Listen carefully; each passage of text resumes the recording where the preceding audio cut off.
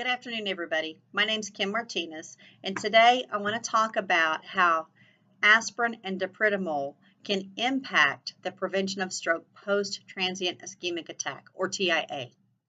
So, the American Stroke Association defines a TIA as a mini or minor stroke. It occurs when the vessel going to the brain has a clot for a short period of time. It's transient, thus TIA. So you have the same symptoms as a stroke, but the symptoms resolve much more quickly. The thing is, about 15% of strokes occur within a week after a TIA. So this is serious business. Let's talk more about the statistics of stroke. Either ischemic, which is caused by some sort of clot, or hemorrhagic, which is caused by excessive bleeding to the brain. A stroke occurs approximately every 40 seconds in this country. It accounts for 1 in 19 deaths and kills them every 3 to 4 minutes.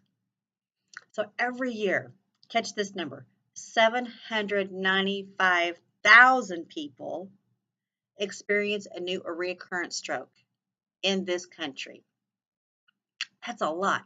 So really, we have to do everything we can to prevent it, right? So there's research out there that has discovered aspirin can significantly decrease the risk of stroke post-TIA.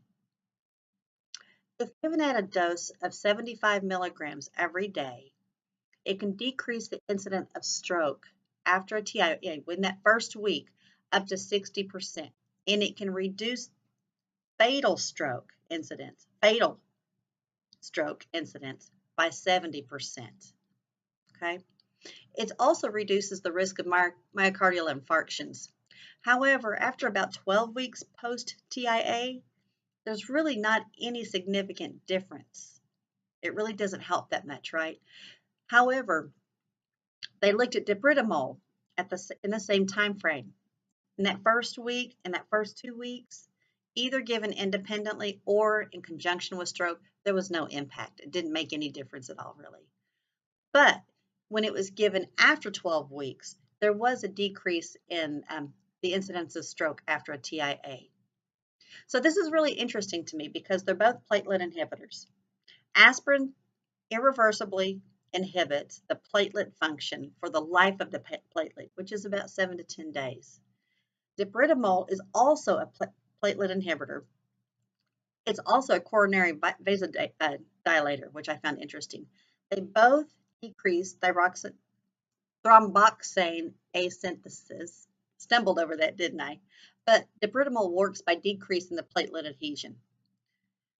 They both have similar side effects or adverse effects: bleeding, dizziness, GI upset. But aspirin's also connected with Reye syndrome and Stevens-Johnson syndrome.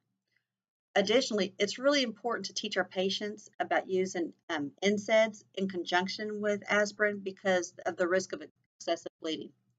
And here's something I learned.